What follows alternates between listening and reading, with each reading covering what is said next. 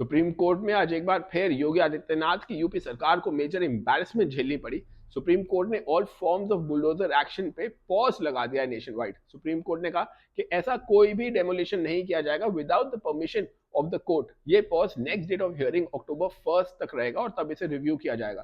Supreme court में matters चल रहे हैं जिसमें कहा गया है कि कई केसेस में जिन लोगों को अक्यूज बनाया गया इन सम क्राइम, उनके घरों को डिमोलिश कर दिया गया यूजिंग बुलडोजर्स।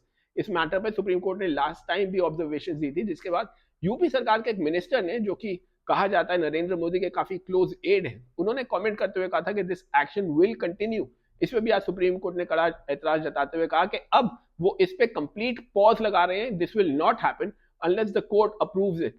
इस मैटर पे तुषार मेहता जो सरकार के वकील हैं, उन्होंने कहा कि the court is falling prey to a narrative, पर सुप्रीम कोर्ट ने कहा they know what they are doing, this matter will continue to be heard. पर उससे पहले बुलडोजर एक्शन पे कंप्लीट पॉज है।